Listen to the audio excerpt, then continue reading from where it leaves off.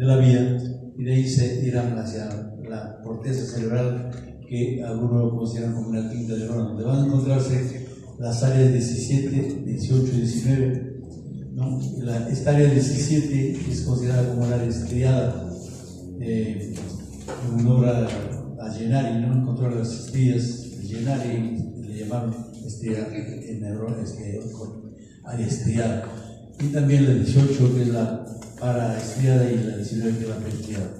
Esta, como ustedes saben, aquí va a ser la recepción primaria de primera información del objeto. Luego acá va a ser si está en movimiento, y el color, y el 19 también si está en movimiento, y los matices del objeto. Bien,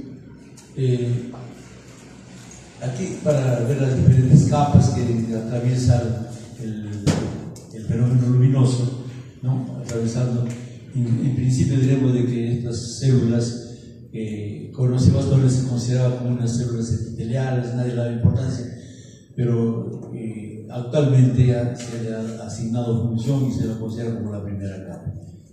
La otra, por favor. Bien, nuevamente vienen para ver la parte del campo visual temporal, campo visual nasal, ¿no? Y los que van a decruzarse son pues las fibras que vienen del campo nasal, ¿no? Tanto del lado derecho como del lado izquierdo, y van a terminar como sinapsis final en el cuerpo geniculado. Y aquí van a dar dos fascículos, un fascículo superior, un fascículo inferior, que se llama los fascículos de Galationet, o se llama simplemente los fascículos genículo-calcarinos. Y esto va a tener que ver con la cintura calcarina y la relación con las áreas. El otro, por favor.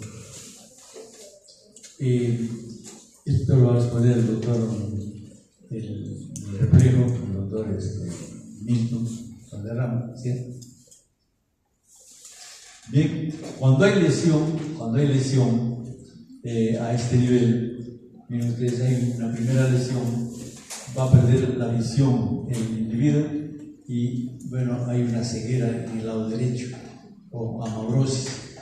Cuando la lesión es a nivel del quiasma óptico, entonces vamos a ver que la parte nasal verá a la parte temporal, y la parte temporal verá a la parte nasal.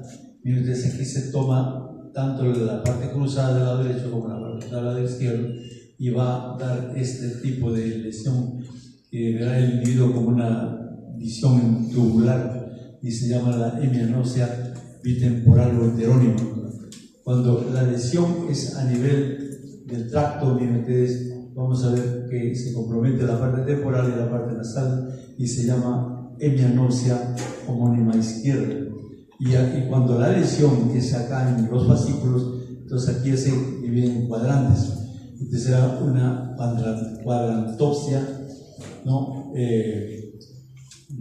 Cuadrantopsia izquierda, ¿no? Los superiores izquierdos, y aquí será una cuadrantopsia inferior. Se divide en cuatro cuadrantes de tal manera que estos están tomando estos fascículos. Y aquí nuevamente, miren ustedes, en esta se observa una hemianopsia homónima en esta parte de los fascículos. Y aquí en la parte posterior vamos a ver también una hemianopsia homónima izquierda. Eso es en la parte de ya la corteza, donde han pasado los fascículos hacia el área visual. Dicho sea de paso que hemi significa mitad y opsis visión, ¿no? Pero no olvidarse de que acá la parte temporal siempre va a mirar a la nasal, y la parte nasal va a mirar a la parte temporal. De tal manera que si nosotros decimos la lesión está donde, acá en este caso está en la lesión nasal, pero la que se afecta es la temporal, por eso se representa así en esta forma. Bien, otra por favor. Bien, eso es todo. Gracias. Sensitivos, incluso los motores, posee una capacidad. Cuando hablamos de los nervios, la capacidad de sentir las organelas encargadas de percibir los fenómenos externos. Por ejemplo, cuando se trata de la vista, la visión, existen dos células epiteliales especializadas, los conos y bastones. Conos de color, bastones para el blanco y negro. En cuanto a la audición, va a ser el epitelio de la rampa timpánica. En cuanto al equilibrio, van a ser los estatoconios con los otolitos en los conductos semicirculares sacro y utrículo. En cuanto al gusto, van a ser las papilas gustativas caliciformes, filiformes. Y en cuanto al tacto, van a ser los corpúsculos de Golgi, de Meissner, de Golgi-Mazzoni, los de Krauss para el frío, los de Ruffini, los de Pacini. Esos son organelas especiales que van a sentir las cosas: vista, gusto, sonido, tacto. Luego la primera neurona es la que va a captar a esas organelas. La primera neurona, llamada 1, en la retina se va a llamar célula bipolar. En la audición se va a llamar ganglio coclear o recorte. En el equilibrio se va a llamar ganglio vestibular de Scarpa. En lo gustativo se va a llamar neurona gustativa del ganglio geniculado, o del ganglio petroso inferior, o del ganglio vagal inferior. En la mucosa olfatoria, la primera neurona va a ser la que va a percibir el epitelio olfatorio en el tercio superior de la cavidad nasal. Luego de la primera neurona que siente a los corpúsculos, esta se comunica con la segunda neurona, que tiene una capacidad enorme para viajar y para poder llevar mensajes. Y se asocia. Imagínense que la primera neurona se comunica con la segunda neurona en la retina, y esta neurona siempre se va a llamar ganglionar, porque las segundas neuronas se llaman ganglionares. Luego, esta segunda neurona tiene una capacidad: viaja y se cruza. Toda segunda neurona se cruza. Eso es un mandamiento. La segunda neurona se cruza. No hay otra cosa que pueda hacer. Ejemplo, quiasma óptico. Es un cruce de neuronas, el profesor le ha dicho. Luego, en cuanto a la audición, los núcleos cocleares auditivos se cruzan en las estrías acústicas y en el cuerpo trapezoide. Se cruzan, se comunican un lado con el otro, anterior, posterior. Igual los núcleos vestibulares, igual los núcleos gustativos. Toda segunda neurona se cruza. Tercera neurona, siempre es el tálamo. Cuerpo geniculado medial, auditivo, lateral, óptico. Tenemos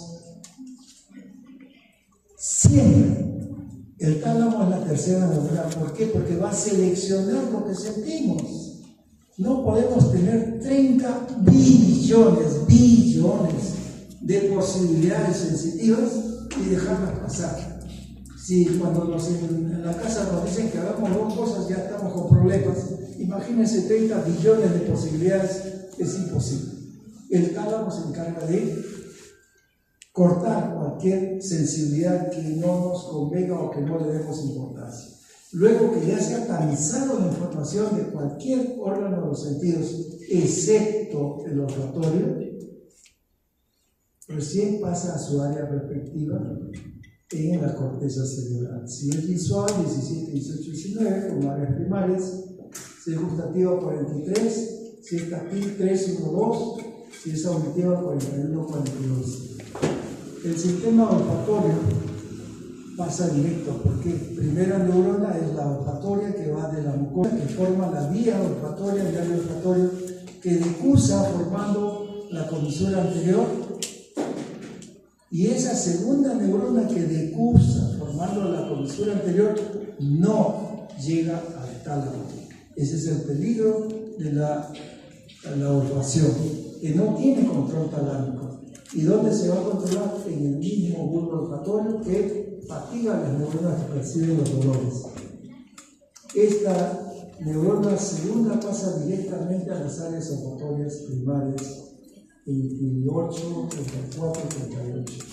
Entonces, quiero dejar claro y bien informado que los sistemas poseen 4 neuronas. Las organelas percibidoras no se pueden considerar neuronas, son células especializadas. ¿Alguna pregunta? Gracias por su tiempo. Tiene su función propia, por eso se lo considera como una neurona, la primera neurona. Antes se consideraba como una célula epiteloide que estaba distribuidas en forma horizontal, ahora no, pues tienen su acción. En cuanto en todos los organelas, el tubérculo cuadrigémino o el cuerpo geniculado, y hay neuronas de sinapsis. Entonces, al hacer una posta también hay una neurona, ¿no?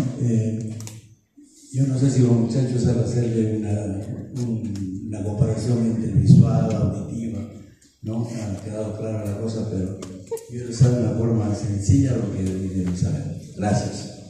Es el que se puede